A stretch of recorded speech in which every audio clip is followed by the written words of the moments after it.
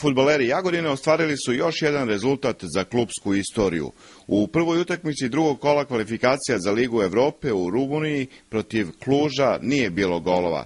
Susret na stadionu dr. Konstantin Radulescu odigran je pred oko 4000 gledalaca, među kojima je bilo i najvatrenijih simpatizera jagodinskog superligaša.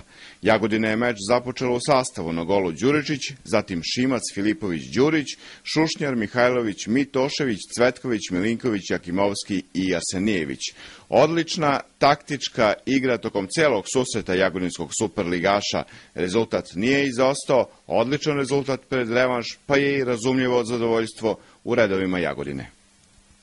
Utakmica kako smo očekivali, sa dosta jakog tempa, svih 90 minuta, ekipa Kluža je pokazala da je ozbiljna ekipa, da je ekipa koja vidi se da ima evropsko iskustvo.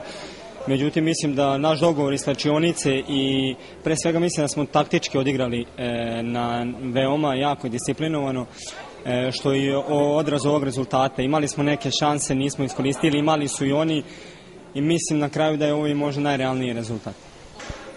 Pa pre svega znali smo da nas čeka veoma teška utakmica. Kluž se pokazao, kao što smo i mislili, da je veoma ozbiljna i odlična ekipa. Mi smo im svesno prepustili sredinu terena i pokušavali smo na kontranapad da dođemo do naših šansi i do željenog gola koji bi nam mnogo značio u revanšu. Kako smo priželjkivali, tako smo imali te 3-4 polu šanse koje smo morali da kaznimo. Međutim, mislim posle čitave utakmice da možemo biti zadovoljni rezultatom, jer mislim da imamo realne šanse da prođemo dalje, napravimo istorijski uspeh. Međutim, kao ne ponavljamo, Kluž odlična ekipa i uz puno rada i sreće ćemo morati kući da odigramo baš jedan odličan meč da bi se nadali prosjeku.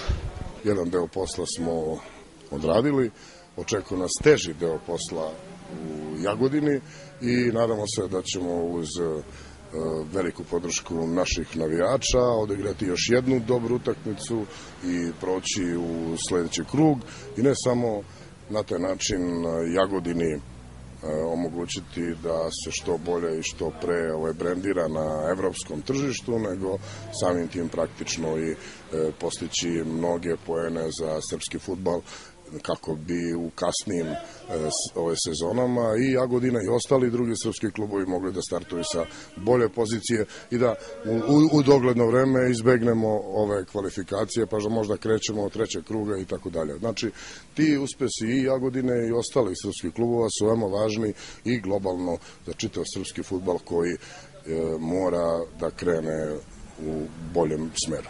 Posle utakmice dolazak ekipe u hotel uveličili su navijači fantastičnim dočekom i ovacijama.